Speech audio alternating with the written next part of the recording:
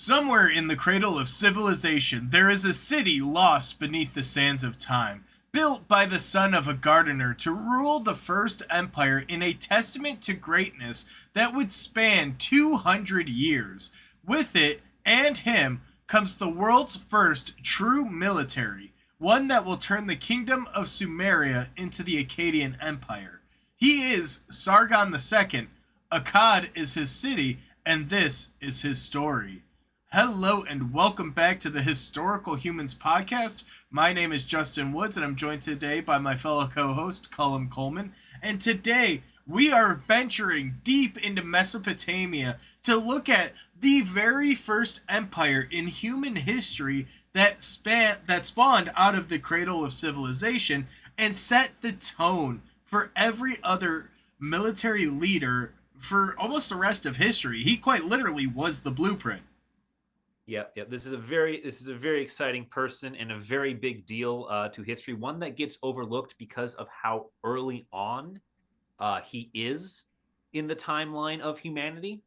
And we couldn't think of anything more fun to do for our 100th episode. We're very excited for him. We're very excited to celebrate 100 episodes of this podcast with all of you. Regardless of when you found us, whether you've been with us from the beginning, all 4 years of this, or whether you're just coming in now, we are very happy to have been living this dream for 100 episodes. And Sargon is a very fun way, we think, to celebrate making it this far. Sargon was effectively a dictator before it was cool. Oh, yes. Oh, no, he's the hipster leader. Yeah. Oh, yeah. Let me put it this way. This is a military strongman whose claim to power is, I murdered the last guy who doubts me. This man is not a nice guy. You do not want to meet him in the street. But we're going to get to a lot of that later. But he is Sargon II. He is formerly known as the King of Assyria. And he rules from 2334 to 2279. That is 55 years. This guy had a pretty long reign, longer than most people's lifespans at this time. Entire generations will be born, grow old, and die, and not know another king besides Sargon. Oh my god. How old was he when he ascended? That's the best part. No one knows. There's no idea how old he is because his birth is shrouded in mythology, because when you become as successful as Sargon in these times, you're basically not human anymore. You're semi-divine, and people will write fanfics about you.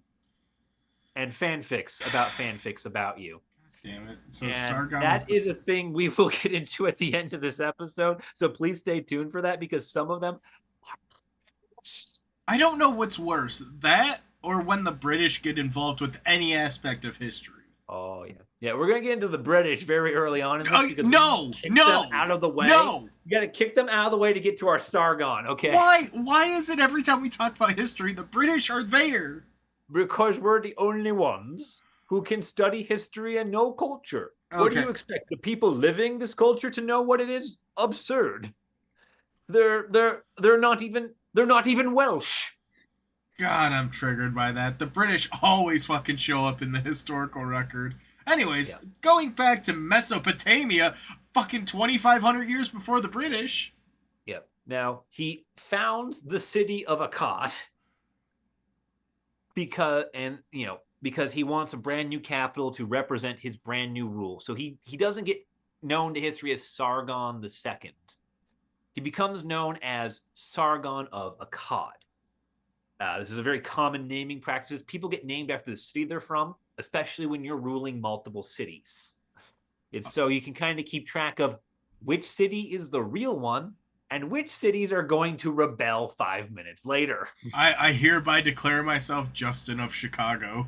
Yeah, that's basically what it is. That's basically what. And then if you controlled Milwaukee and St. Louis and Gary, Indiana and Indianapolis, those cities would be all the other cities that answered to you and were constantly trying to overthrow you. That's how this works. That's Milwaukee in a nutshell, as is. Yeah.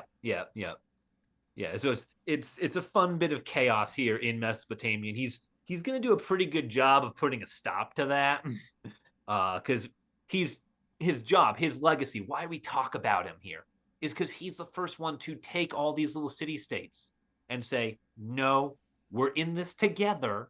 We're an empire now. We all do the same thing. We're all in this together. Yeah. It's very friendly and like 80s team building when we talk about it. When he does it, it is the apocalypse for so many people. Well, strong arming your way into any policy is never a good way to do it. Yeah. He receives, and the final title he receives from his people is King of the World, because he conquers so much that the Mesopotamians really don't understand what's happened. As far as they know, he rules the earth, because everything that's been involved in their politics for the last 1,000 years now all answer to one man. I mean, to be fair, their worldview at the time is not super it's long distance. It's very isolated to pretty much the Fertile Crescent. Yeah. And the few things outside of that, because he does get some interactions in like Turkey and the Levant and things like that, those places recognize what he's doing, and they are very quick to become friends with him and name him things like arbiter and ally. and so this man has murdered all his enemies. There is nothing left to oppose him on earth, and so he gets this title, and it's very aggrandizing, and it speaks to both the worldview at the time and the fact that no one had ever had this much success before. I just love the idea that, the leader of Turkey and of Egypt at this time were just like, hey, we're really good buddies, aren't we, Sargi? Like, we've always been tight. We've always been cool. Yeah. And he conquers a lot. He gets the southern half of Mesopotamia by conquest. He gets the eastern half of Syria and Anatolia, the latter of which is basically Turkey right now. And then he decides he's going to take what's called Elam, which is the western half of the country of Iran. Oh my gosh. Now, this guy starts off with a dubious claim to the throne of one city in northern Mesopotamia. And he just wipes out the entire board.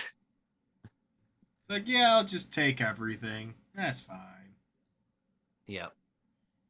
And it's at this point in his titles and his accomplishments that the British decide that they're going to insert themselves some 4,000 years after he has died, because they're the British. The British, in their effort to understand this man and make him comparable to 1800s politics and their notoriously negligent understanding of the Middle Eastern world, they name him the Emperor of the First Semitic Dynasty. Now, this term is almost entirely goddamn meaningless, because it's not something that would have defined Sargon in his lifetime. It would not have been really recognizable much as a people group during his time.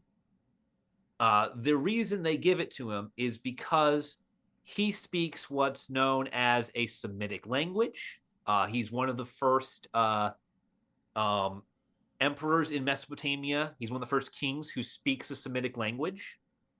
And He's also he's also from one of the Semitic peoples as well. He is born a Semite.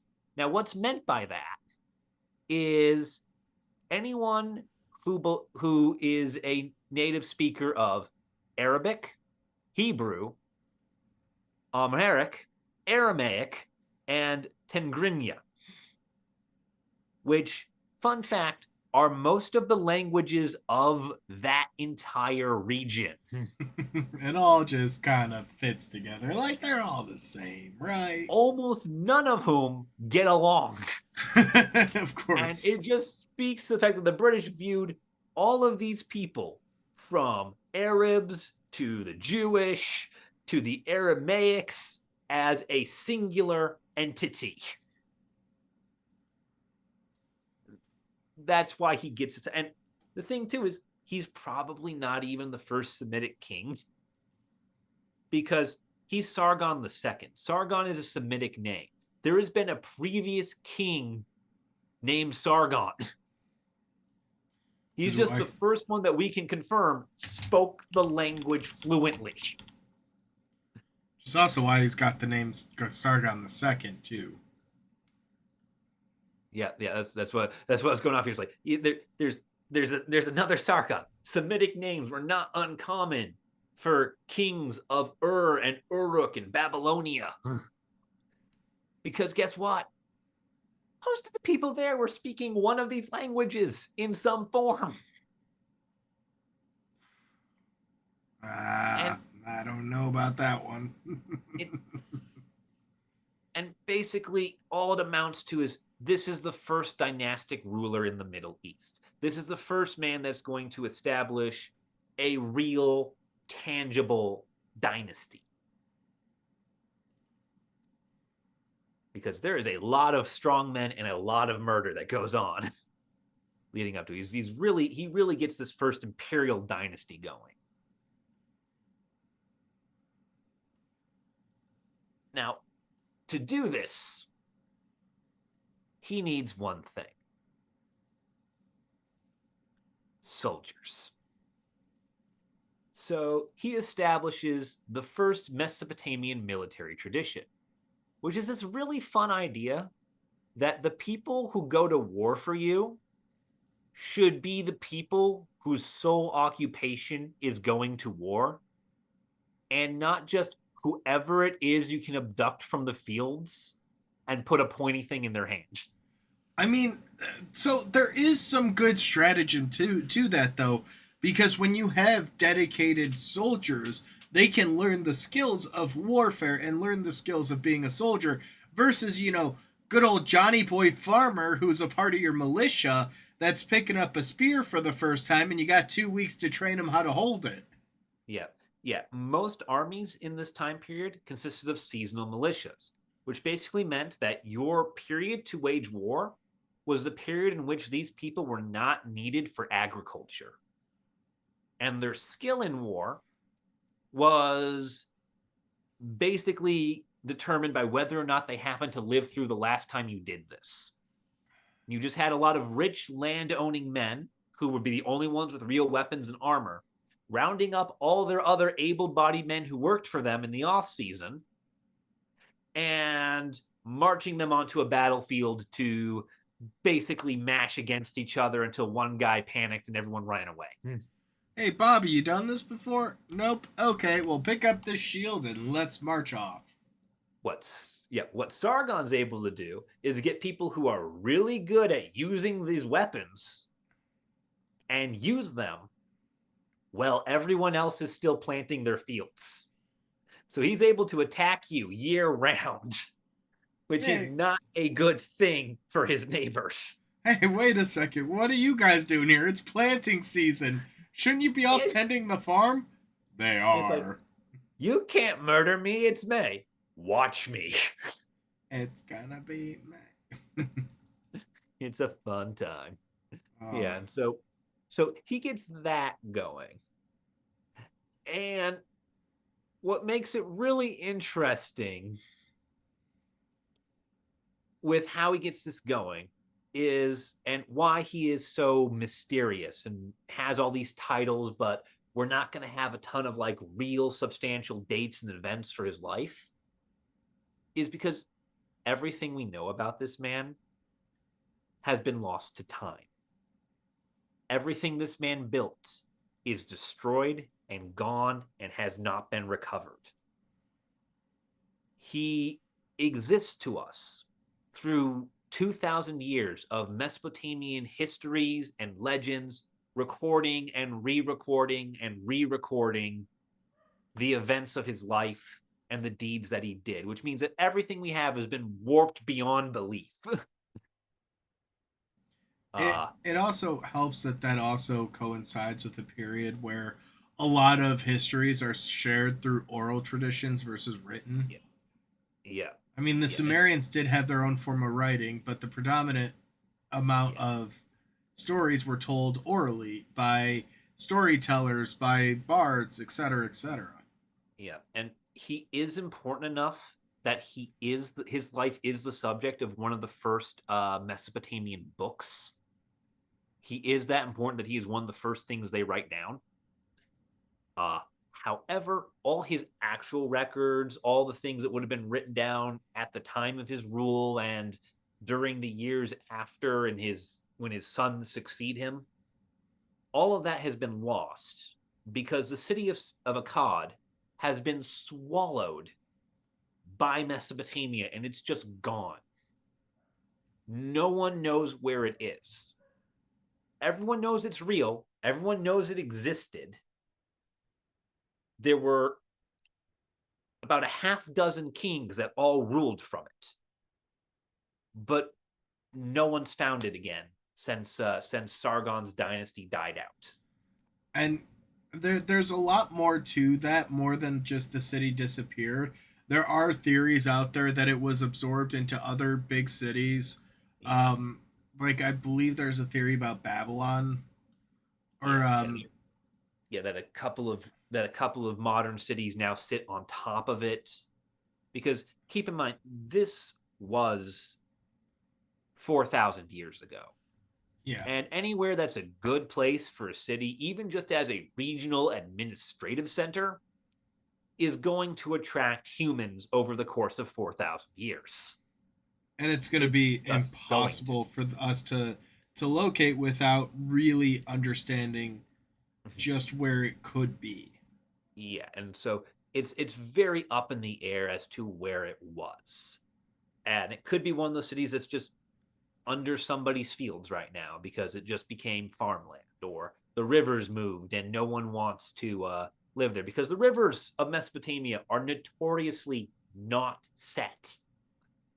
I mean, that's the natural cycle of rivers, but there are three main regions that are considered to be likely options for where it sits: near Eshnuna, near Sippar, not far from Kish and Babylon, so I was right with Babylon, Yeah, yeah, or four, near the Tigris River, or five, not far from the Diyala River, and all of them considered to be within roughly 30 kilometers of Baghdad in modern day Iraq. yeah, yeah. There's some strong debates as to where it is. It's just like it has to be near here, but no one's ever found the ruins The because likelihood is either that it's truly submerged or that it was entirely raised, that yeah, some conquering empire may have destroyed everything, which is what tended to happen back then. yeah, Or yeah, my personal feeling is I feel like they probably built on top of it because cities like that don't die out, they continue on. Very seldom do you see true large metropolises entirely die out. yeah. And one of the things too is Baghdad was built to, in the 8th century to serve expressly as an administrative capital for this region by the Caliph. So Baghdad was built to serve the same function as Akkad in the same area as Akkad. So what are the odds they didn't just pick approximately the same place and Akkad's just buried, 30 feet down under Baghdad?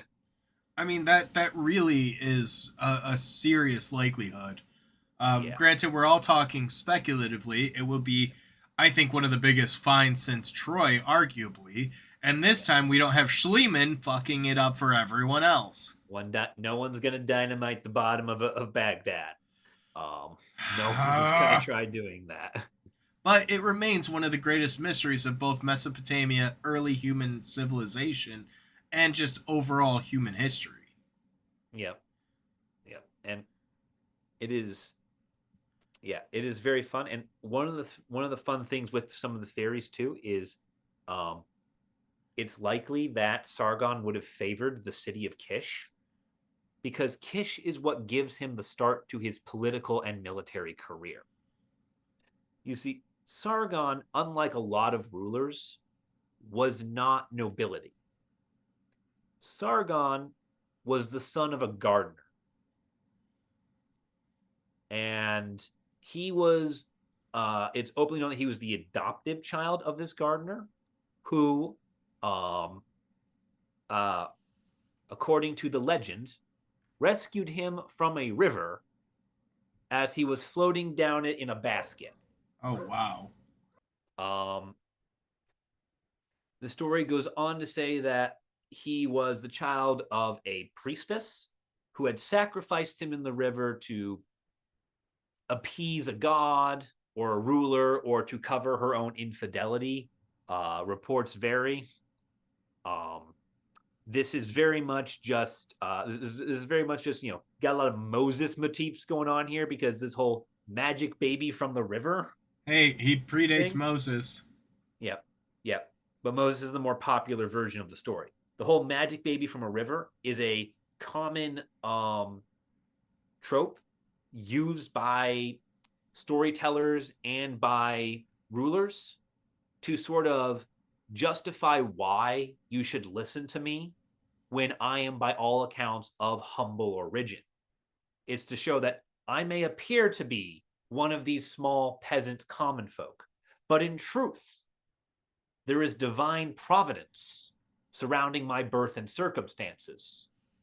It allows them to take the common man garb and use it as a and claim that it's sort of only a facade, an illusion, that they really are a great power that you should listen to because of their bloodline, because people are goddamn obsessed with who your parents are in this time. It's interesting to me, though, because in a lot of ways, you tend to see that trope play out in a lot of different civilizations across the world of, oh, I was born of nothing, I come of nothing, but then also I have this divine persuasion. And it adds this interesting connection of, I am but a common simple man, but God chose me to be this bearer. Yeah, yeah. The most famous example, or not most famous, but I think one of the best examples of this, it comes from Japan.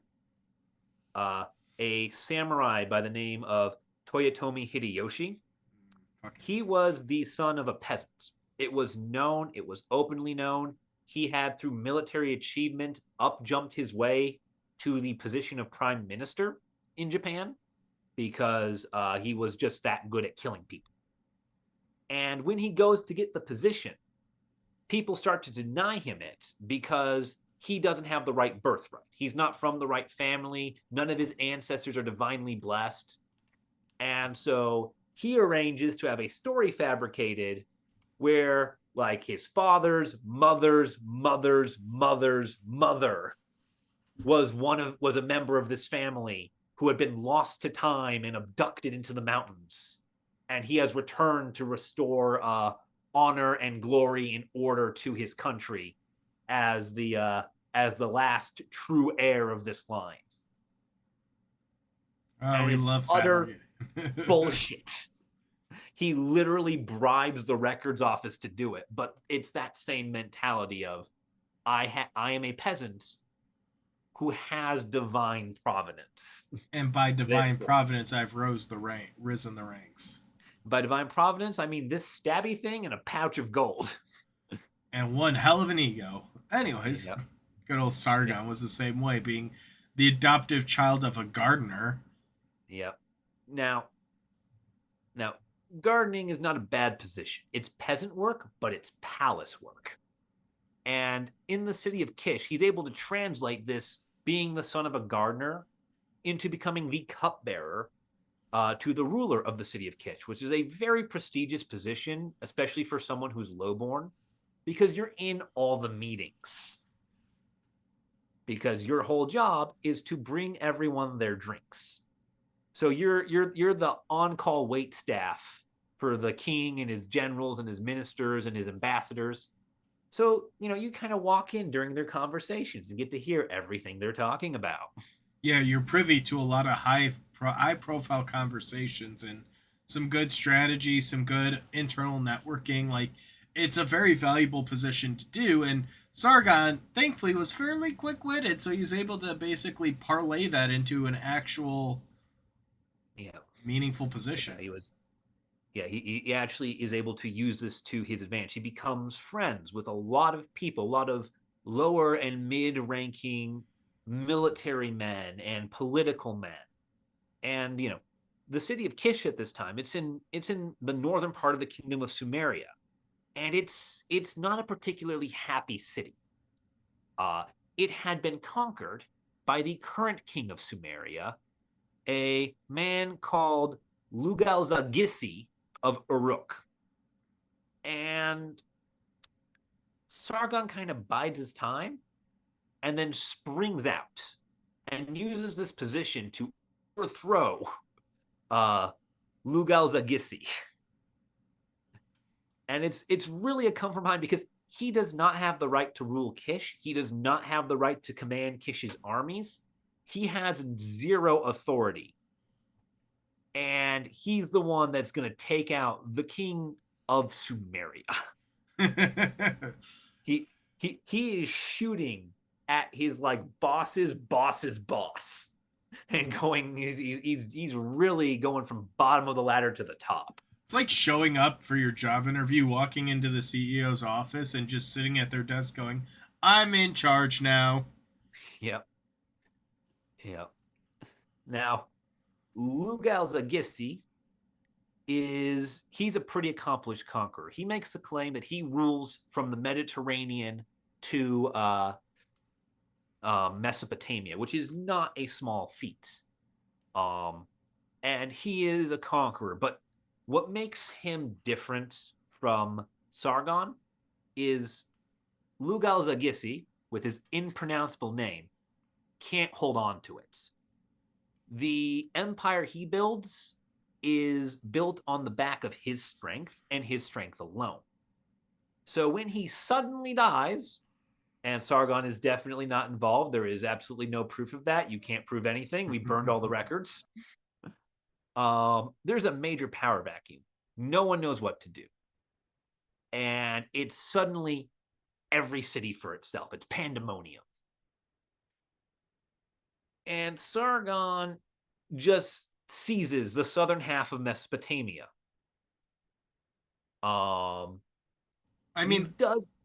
Yeah. Oh, go ahead. Yeah. I was just gonna say, arguably, that's the best kind of way to assume power in a hostile takeover type setting. Is you basically create this power vacuum, and then, in which case, any person who's vying for that throne or vying for that position really has an advantage because as long as you can be popular or you can command the masses, it doesn't have to be both. It could be one or the other, but if you have both, it's extra potent. You can really position yourself to rise through the ranks. And in which case, if you're doing a hostile takeover of a government, of a king, there really isn't anyone who's going to stop and go, wait, but you're not of noble birth if you have an army behind you. Yeah, and that's what he does because he's friends with all the captains and the lieutenants in the city of Kish. And so when he goes to make his move to take everything over, all these cities are saying, "Hey, we're no longer a Sumerian city. We're no longer a Sumerian city. We're no longer a Sumerian city." And he goes around and goes, "The hell you're not," and takes this semi-professional army he's got behind him and just starts punching out his opponents one by one. Like, say you're a part of it. No. Pop. Say you're a part of it. Pop. Yeah. Okay. Yeah, there you go. Yep. You fall in line. Yep. and he becomes the first ethnically Semitic king of Sumeria. He's the second king called Sargon, and he spends the first early years chasing down rebellions because every single city made a break for it. And if any two of them had done so as allies, they might have gotten away. Oh, and then that's the other aspect of taking over an empire or a government that way is you have to basically continuously put down the rebellions until you show that not only are you a competent leader, but you're one that is not willing to withstand these attacks or these skirmishes. Yeah. And part of the problem too is like all the different city states aren't just fighting this central bureaucracy now being kind of subsumed by Sargon. They're fighting each other. They're not saying, they're not going, Babylon isn't looking at and Susa and saying, we all want out. Let's form a pact that if he comes after one of us, all of us come help. No, Babylon is sacking Susa on its way out. And so it's just a brawl, and he's just able to play whack-a-mole one at a time because he's jumped on the central bureaucracy. He's jumped on the reins of state, and he's kind of guiding the corpse of Lugal Zagissi into position to hammer people. Oh. It's really, really messed up. And I admire this man's coordination and his bureaucracy skills. Like, it takes a lot to get that machine behind you, and the fact he used it efficiently. Yep. And he does so because Sargon is great at one thing: branding. Oh, I love him. He's already my hero. So, to differentiate himself from all these different claimants to the throne, whether they're princes or petty kings or lords of minor or major cities who all say either I'm independent or I'm the rightful successor to the kingdom of Sumeria, he doesn't just call himself, Sargon of Kish as his title for contention. Was he selling Sargon the Great merch? No, he anoints himself Sargon Sharukin, Sargon the rightful king. Ooh. So he is Theoden Ednu now. I am the resurgent. I am the righteous. I am the only true choice. I am the one who knocks. Yeah. And the best part is he really needs to do this because out of everyone in contention, he has the least legitimacy. So he's just projecting. He's like, I'm the weakest, so I'm just going to declare myself the rightful king, and anyone who questioned it is just wrong. He has no ties to any of the previous rulers of any of the cities or the kingdom of Sumeria. He has no standing military career, as minimal as that would have been in this time and day, as we are just beginning the formation of professional armies. And his claim to power is, I'm friends with every single person who owns the pointy things. So he really was truly the first politician. All his drinking buddies are soldiers. So he's just a fucking politician. Yes, he's just friends. Except he's a politician who can actually fight, in order to ensure that he keeps the power, he has to stay with the army and lead the army and make the decisions for the army. Because if you appoint someone else to do that, it's only a matter of days before they start asking, why did I answer to you?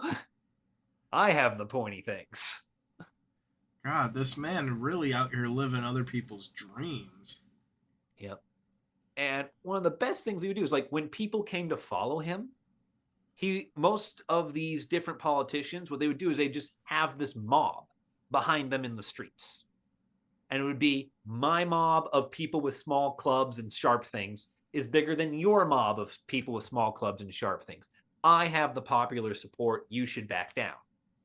When people come to support Sargon, he doesn't do that. Instead, he starts organizing them into military units. They get like little "I vote for Sargon" pins and Sargon life shirts, and he orders them into military ranks. So that when they march through the streets, even when they're smaller than the other group, They're marching in military formation using tactics, and he's not afraid to get into a brawl this way. It's a good way to identify your supporters, too, though. Yeah. And so he just starts punching out everyone because even the peasants, the local artisans, the day laborers, the farmers, all this stuff, they're suddenly extremely well organized and can win the street fights because they are coordinated. It's not just a group of 30 people who don't know each other running at you. It's a group of 30 people who have spent the last 2 days practicing how to have each other's backs. God, so they also instituted team building exercises. My God. Yeah, yeah. Now, Sargon wins, and he puts down the rebellions. He's overthrown Lugal-Zagissi. He's taken advantage of Lugal-Zagissi's sudden and untimely death. But he's not content. He's not happy. He doesn't think what he's taken from his predecessor is enough. It's not enough. The world cannot satisfy this man. So he seeks the one thing that he thinks will validate him: international recognition. He doesn't want people saying he's great because they know he can beat the shit out of them at any moment, and probably has multiple times at this point. He wants people saying he's great because they genuinely want to work with him. So to do this, he does the logical thing that gets you praised. He invades Syria. A tale as old as time. Except for once in history, he wins. Wait, really? The invader wins. And then he does the same thing to southern Turkey. Not Anatolia. Yep. Now, his goal in this is a targeted strike, because at this time, southern Anatolia has one of the wealthiest silver mines in the region. And he wants that money. He's just fought a 30 faction civil war to claim his throne. Shit is broken. And he needs that silver mine to sort of get cities back up and running, get society functioning, and sort of prove to everyone that he's a good king. Life is better now. You should not keep rebelling. You're happy now. There's food on the table. There's infrastructure. I have money. Go home. God, he's the first billionaire to just throw money at a problem to solve it. Yeah, he's just doing that. And this operation is a resounding success. He takes out Syria. He takes over southern Turkey. He gets a hold of the silver mines. He's rich. This turns out to be a bad thing for Sargon. Well, now he's got attention on him. No, because now he can finance that army of his. Oh, no. And it's all new and shiny. And he needs to test it on something. Oh, no. Okay. So he decides that he's going to conquer the city of Susa. He goes the opposite direction. He goes east. And he decides that he's going to own what will become the capital of the Persian Empire. Foreshadowing. Spoilers, Yep. too. Yep. Susa is, it's a city. It's not a bad city, but it's not even a regional power at this point. It's a local power. It's a city-state surrounded by other city-states that existed on the periphery of these Mesopotamian kingdoms. But more importantly, it was not a city under the control of Sargon yet. Yep. It wasn't under the control of him, so it made a perfect testing ground to see if he can expand his influence, if his new army, if this new military principle of his truly works, or if he just got lucky in Syria. God, he's like the Americans importing fun freedom. fact, you never get lucky in Syria. He should have known. Yeah. Oh. Yeah, this is very fun for him. And afterwards, he gets what he wants. This final conquest cements him. Sargon's presence alone becomes enough to quell disputes. So much so that he is invited as an international arbiter to resolve a disagreement between the merchants and the ruling class of the city of Pershahanda, which was located somewhere in central Turkey, was a fully independent city-state, was not a part of the Akkadian Empire, was not a part of the Sumerian kingdom. Sargon did not rule it. And the city calls on him and says, will you please make a trip out here to resolve this dispute? Because no one is going to second guess or renege on a deal that is brokered by the man who runs the single largest empire anyone can see. That arguably is a good show of power too, though, when your thoughts and opinions are so well respected that they bring you out as a mediator. Yep. I mean, that's how a few U.S. presidents got their Nobel Peace Prizes, including good old Teddy Roosevelt. Yep. He helped broker the peace between the Japanese and Russians. Yep. Treaty of Portsmouth. Yep. Yeah, right at the turn of the 20th century there. Yep. Yeah. That's right. Yeah. And one of the reasons why he gets this invite is because the merchant class, the people who make money and trade goods and like actually make life better for everyone, adore Sargon. He's their darling because Sargon has some very fun economic policies where in order to receive international acclaim and the respect that he feels he deserves because of his accomplishments and, you know, some insecurities about having that not so glorious bloodline, Sargon makes a big push to open Sumeria to trade with everyone and anyone. He makes connections with the states of the Persian Gulf and India. He opens up all these former holdouts that turned up their nose to Sumerian trade and to these petty warring kingdoms of Mesopotamia. He opens up Afghanistan, Oman, Lebanon. He even funds journeys to trade in goods with distant, foreign, exotic lands like Greece and Cappadocia and Crete. Interesting. Yeah, he buys like wine and olive oil off of the early Greeks. It's interesting too because you tend to see with a lot of these empires and civilizations, the more they trade, the stronger they tend to be. And I know there's a correlation with the economics and the finance side of it, but I also think there is some level of goodwill that's established by having good trade relations. Oh yeah, and he does great with this because he has spices from India, he has metals from Afghanistan, he has wine and olive oils from the Mediterranean. He gets what's it called? There's something that's really valuable before oil. There was another trade good that like saffron, I think, out of the sort of Arabian Peninsula area. Yeah. I could be wrong, but like he's getting all these luxury goods flooding into the market for his people. It screams prosperity.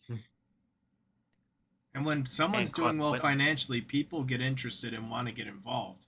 Like all the merchants say, oh, look at all these goods that are going into the city. They have such a wide trade network. I want my piece of the pie. Yep. He does a lot of very fun things with that. And so the merchants love him and the people start loving him. The rich people put up with him because he's made their lives better because he's bringing in luxury goods. And he's bringing in wealth for them because they're the ones that control it. They can all get rich by saying, Sargon, you're one man. You can only be in one place. Allow me to send my nephew on this trade mission to negotiate. The only thing that he's really missing now is something to truly cement his legacy more than the conquest, more than the trade. You need something more permanent, something that will outlive you and your generations and your bloodlines. You know, every good ruler really establishes a place that has their fingerprints all over it. Yeah, he does do exactly that. He's going to found the city of Akkad. He's going to earn himself that title, Sargon of Akkad, because Akkad is Sargon's city. He designs it from the ground up to be his new administrative center and his new capital. And he does so also as part of a religious ceremony because he's won all these wars. And so he needs to show the gods that he favors that he has not been blind to the gifts they've given him, to the help of the divine that he's had. And so he dedicates the city to his personal favorite, the goddess Ishtar, who is the Mesopotamian goddess of love and war. Now, he's also trading with Greece at this point, and he will export Ishtar to Greece. Wait, is under Athena? Under the name of Aphrodite. Oh. And you will see this connection most clearly in the Spartan depiction of Aphrodite, who is a like beefed out, very butch woman who is heavily fucking armed. Because the version of Aphrodite that is Ishtar is basically she's the goddess of love and war. She is sex, drugs, and rock and roll. She is here to fight. I'm in love. She's the tall alt goth dommy mommy. I'm in for it. She is extremely she is an extremely powerful woman in a way that the Mesopotamians could imagine a powerful woman, which is a woman who can kick your ass blindfolded. I bet that was a hit back then, though. Yeah, it's like, this is a sort of person that will that can just punch you out on a whim. She's great. She's fun. And then afterwards, you say thank you. yeah. It's pretty messed up. Oh, that's funny. He's very much so. He's the reason the Greeks have Aphrodite. Good for him.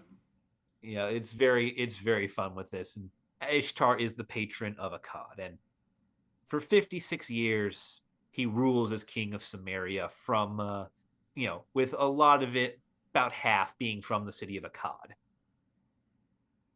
And unfortunately for him, as he gets older, the things that plagued the beginning of his reign start to pop back up.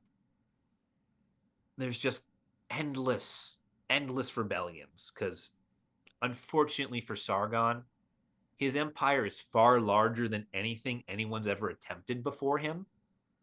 And there is zero infrastructure for him to use.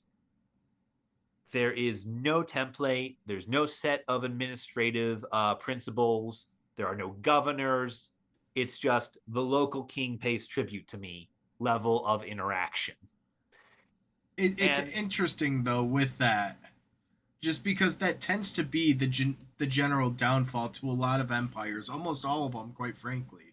If they're not destroyed by conquest, tends to be that they fall apart internally because they overexpanded. There wasn't the infrastructure in place for them to maintain said empire and said outlier cities, and it basically starts fracturing and fractaling, and basically will crumble from within because you start getting these rebellions, you start getting administrative issues, corruption, a rise of smaller regional powers that start eating away at your influence in these extremely far off regions that are hard to defend when you have a centrally located city.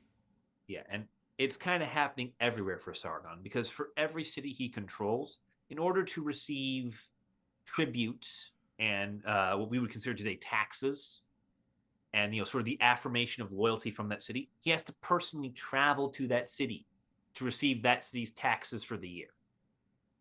And so, he's one man.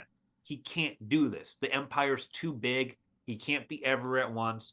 If he's struggling from success, his burger's too juicy, his steaks. Yeah.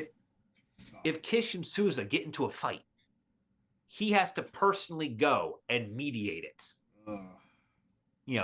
There's no one there to speak on. No one has the authority to speak with his voice, act with his hands, and that's very detrimental for him. So effectively, he needed an assistant manager to help him out to run the day to day. He needed anything: assistant managers, local governors, regional tax collectors, anything. Nothing like that existed before this man. And he unfortunately does not have the vision to bring it into being because he's too busy having the vision to create the empire in the first place, that only now is he discovering the problems of having created an empire. No one knew about this issue because it had never been a problem before. No one had ever gotten that big. Why didn't you guys tell me about this? We had no idea. And part of this is reflected in a name change. It's no longer the Kingdom of Sumeria. Kingdom is too small. Sumer and Uruk and all that, they're no longer the central city. So this is now the Akkadian Empire. And as having reorganized the Kingdom of Sumeria into the first planetary empire, he spends a lot of time moving for safety and security of this new empire. He makes a major power shift within Mesopotamian history. Power is now more and more centralized. Authority stems solely from him and solely from Akkad, not just the whichever city happens to be on top first. You might have a king of Sumeria who is the former king of Kish, and Kish is now the important place. Or they might be from and now is the important place. Nope. It's Akkad. It's only going to be Akkad. Akkad has been built for this express purpose. He's trying to get the administration thing under him, but he just can't. And part of that is this is the first multinational empire in history. This is the first time you have people who speak multiple language groups from multiple different ethnicities with multiple different cultures and histories and religions, all operating as part of one political system. And we all know that that doesn't work as well as one may hope. I mean, look at Canada. They've been struggling with that for 200 plus years, and it's only one other language and one other culture. Yeah, the French and the English at war between. Yeah. I'm sorry, Scotland, Newfoundland doesn't count. All your Newfoundlanders, they're not important enough. They're Newfies, just so you know. But nobody hates the English more than the French or the Scots or the Welsh. Yep. Now, fortunately for Sargon, he is extremely popular throughout his reign. The common people love him, the merchants love him, and a big part of this is who doesn't love winning? Sargon is a winner. And as long as you're backing him, you're on the winning team. And that comes with perks, like people not burning your houses down, and food on the table, and this weird Greek thing called olives. They're not great on their own, but when you make oil out of it and put it on your cooking pan, it tastes pretty good. Yeah. Oh my God, people will murder each other for seasoning in this time. Okay, you have no idea. You have no idea. Jars of olive oil are worth more than the ships that freight them there. I mean, that also led to the direct development of garum, and I don't know if I even want to mention that monstrosity. No. Garum does not come into existence for thousands of years after this. It's a Roman delicacy. Yeah, but they're also using proto versions of it. It's been around as long as Mesopotamia's been around. Garum, for those of you who don't know, is a fermented fish sauce. And fermentation of fish occurs pretty quickly and was a very common thing all across the world. Yeah, also known as nobody has refrigeration, so what the fuck do we do when we catch 3 fish but can only eat 2? We'll just chuck it in this jar and leave it out in the sun. Turn it into fish sauce. It's terrible. Ugh. Back to Sargon. Now, Sargon, he survives the sort of tumult of various problems at the end of his reign. He's able to get through a decent succession between him and his son, and they kind of carry on with the centralization. They're able to make a dynasty that holds power for 180 years. And, they actually are able to centralize and administrate, and they're actually able to start consolidating this empire. And that's kind of what his kid's legacy is. That and fratricide. Oh, his son killed him. Let me put it this way. There are 6 kings of Sargon's of the Akkadian dynasty. There are only about 3 generations. Oh, so it's a fratricide, a lot of siblings killing siblings then, eh? Yeah, a lot of siblings fighting over who gets to be king. Usually not through too much of open warfare. It seems to have been a lot of assassins. Dad said it's my turn to sit on the throne. Yep. In fact, one of them, I believe Naram Sim, is not even acknowledged as one of the kings by the other kings of the dynasty, despite the fact that he legitimately had like a decade of rule as the sole king. They just all hated him. Just, we're all legitimate except fuck that guy. Fuck him specifically. He's not even one of the he's not even the worst one. He's just all the rest of them wanted him gone. Because he was in the way of their power, and if they just pretend he never existed, then you can't have murdered someone who didn't exist. I mean, if you want to talk about sibling rivalry, that's next level. Yeah. So the kings that follow Sargon in order are Rimush, Manish Tushu, Naram Sin, Dudu, and finally Shu Tarol. Dear God, these names do not translate well into English. I was just thinking, these are all D&D characters. Yeah. Like Shoot to Roll? Okay. Fun fact about that. A lot of D&D fiendish gods and villains have Mesopotamian names. Tiamat is a Mesopotamian goddess. Ah, interesting. So, there's a bias towards things like this here. You're reading correctly into this. Okay, good. Normally I'm just an idiot. No, this is actually the culture that Gary Gygax drew on for a lot of his villainy for some strange reason. Which, speaking of fiction and stories, Sargon himself was the subject of the first ever work of historical fiction. Yep. He was the main character of The Legend of Sargon of Akkad and Sargon and Ur-Zababa, which was written roughly 2000 BCE, so a book that's, 4,025 years old at least, and it was a part of the Naru literary tradition. And it was effectively using a historical king as the main character of a fictional story. Yep. Yeah. It is. It founds like the first work. These 2 books, because it's Sargon and Ur-Zababa is a separate story from the Legend of Sargon of Akkad. They're originally published separately, but people love them so fucking much that hundreds of copies of this book have been found in Mesopotamia. Like he was the first bestseller. Yeah, I was just thinking that Mesopotamia's bestseller. Yeah. It's written 200 years, some 200 plus years after his death, and about 100 to 100 and about 150 or so years after Akkad has been lost to history. So his city is gone, his dynasty is ended.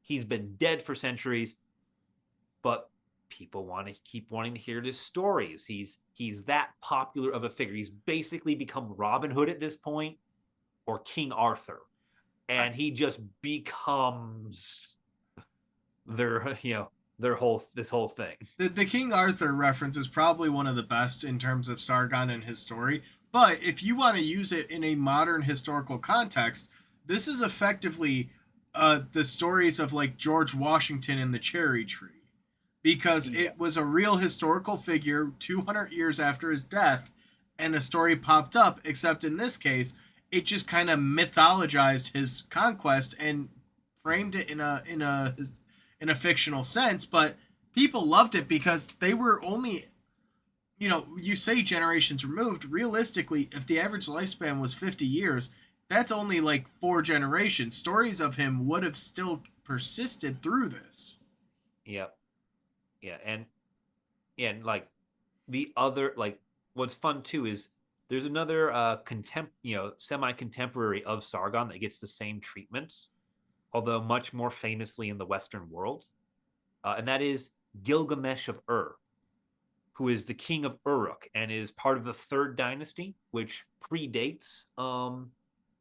uh predates Sargon, and he gets the same treatment around this time too with the Epic of Gilgamesh. Oh, we know you So love the Epic of Gilgamesh. That was one of the yeah, first we historical humans yeah, reads. that was the first things we did as a read for this channel. It's very fun. I do recommend the story. You can check out the read for a little bit of a sample. But yeah, Sargon is the reason the Epic of Gilgamesh exists, because Sargon is kind of the first book in this literary tradition, and it's so goddamn popular that they start looking for other historical figures to do it.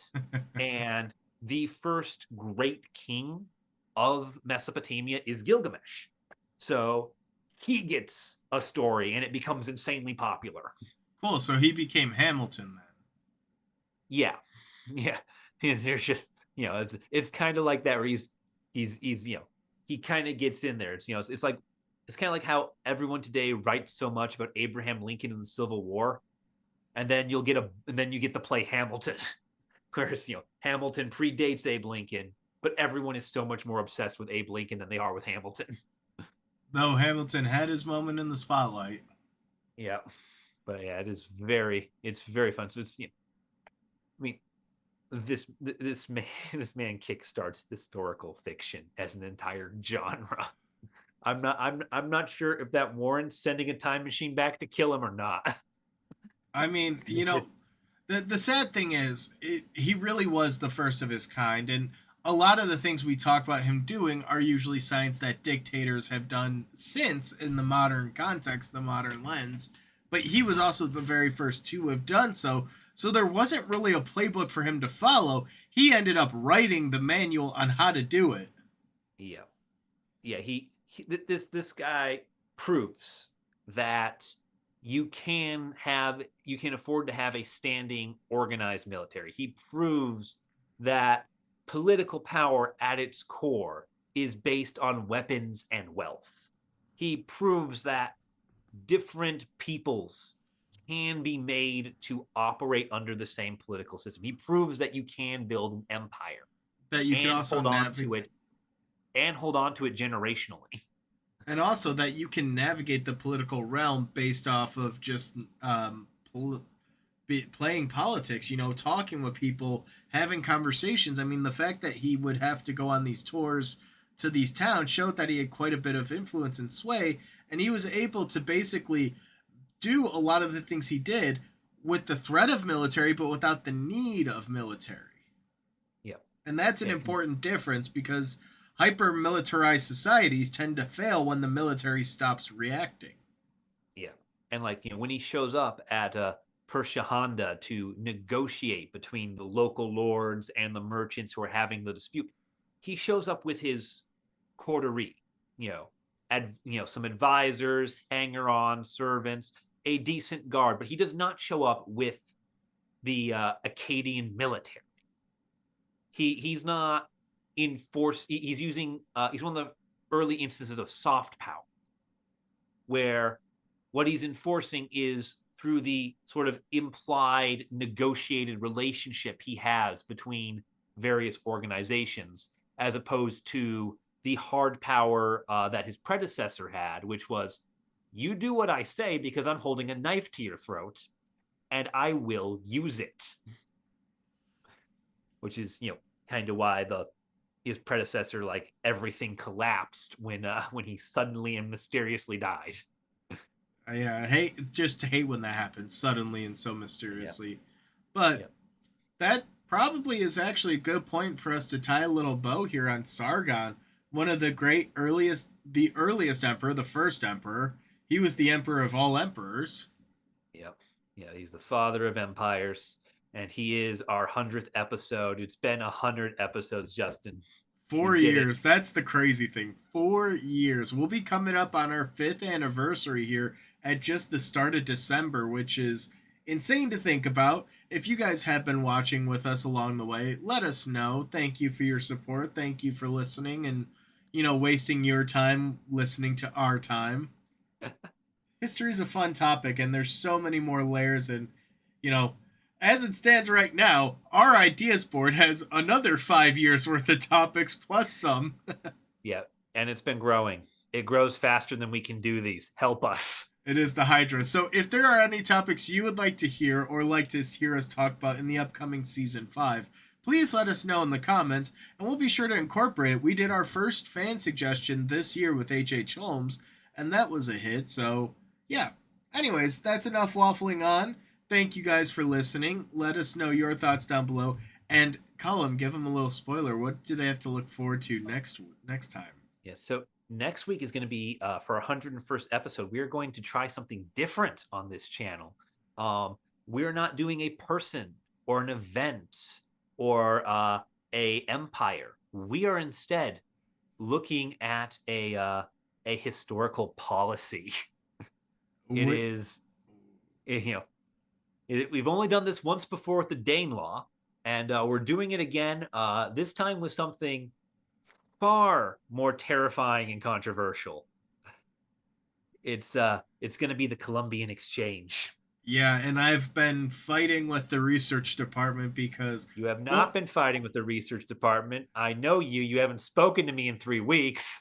Boy, howdy, did the research department begrudgingly do the Columbian Exchange, because it's hard to compile resources on, and that is the fun part.